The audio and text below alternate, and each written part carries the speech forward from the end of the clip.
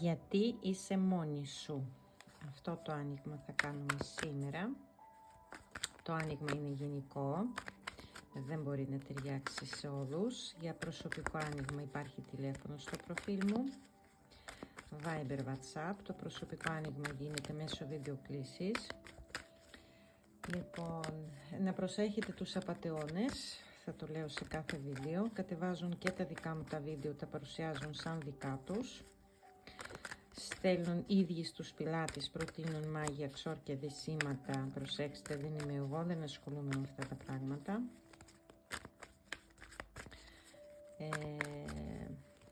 Γιατί είσαι μόνη σου. Ποιος είναι ο λόγος που είσαι μόνη σου, ποιος είναι ο λόγος που δεν έχεις δίπλα σου αυτό που θέλεις εσύ. Για να δούμε πρώτα σε τι ενέργειες είσαι εσύ τώρα.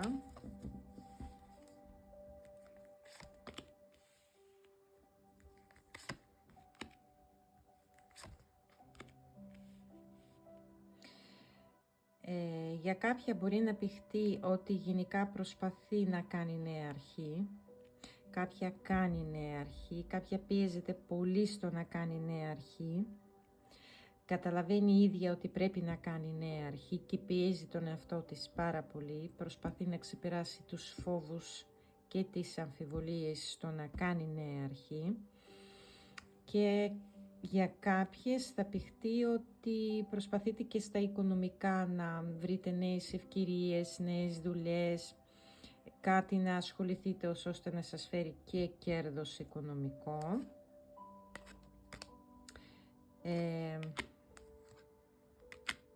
Υπάρχει περίπτωση κυριολεκτικά η ευτυχία σας αυτή τη στιγμή να εξαρτιέται από τη δουλειά σας και από το οικονομικό σας κομμάτι. Ωραία. Για να δούμε, γιατί είσαι μόνη σου, γιατί δεν έχεις σύντροφο εσύ τώρα στη ζωή σου.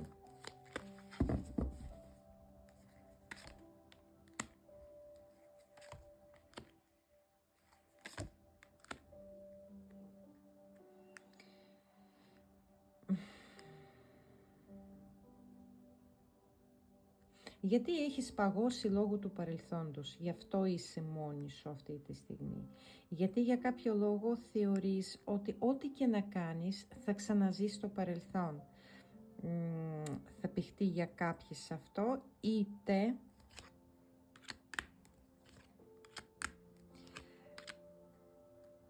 κάποια είναι πάρα πολύ απόλυτη και παγωμένη ως προς να κάνει τώρα κάποια σχέση με έναν άντρα, γιατί θεωρεί ότι έχει τελειώσει οριστικά με όλο αυτό, λόγω του ότι απογοητεύτηκε πάρα πολύ. Έζησε προδοσία, έζησε πολύ κακή και σκάρτη συμπεριφορά στο παρελθόν και είναι σαν να βάζεις χ, σαν να λες εγώ τελείωσα με όλα αυτά, δεν θα επιτρέψω ξανά κανέναν. Κάποια μπορεί να πέρασε ακόμα και κατάθλιψη, φοβερή κατάθλιψη μέσα σε κάποια προηγούμενη σχέση και λες ότι εγώ βάζω χ, δεν μπορώ να επιτρέψω ξανά στον εαυτό μου να μπει σε αυτή τη διαδικασία, να ξαναζήσω όλα αυτά, να ξαναζήσω. Είναι ωραία. Εντάξει, συνηθισμένο πλέον. Για να δούμε όμως.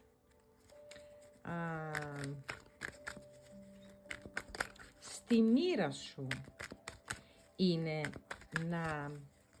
να αποκτήσεις μία σχέση αξιόλογη, όμορφη, αξιόπιστη με κάποιον άντρα. Είναι στη μοίρα σου να σου έρθει αυτός ο άντρας. Τώρα σύντομα θα δούμε το πλησιέστερο εξάμηνο. Ναι, μου ξαναβγήκε και πριν αυτός. Ναι, είναι στη μοίρα σου.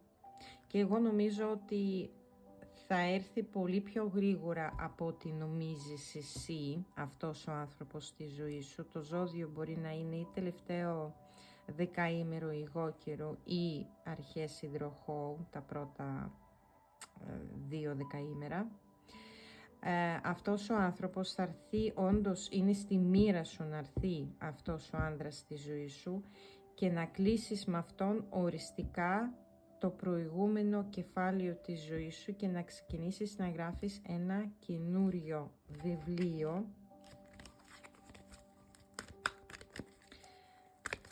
Εσύ θα τον δειχτείς όμως αυτόν τον άνθρωπο στη ζωή σου. Εσύ θα τον δειχτείς.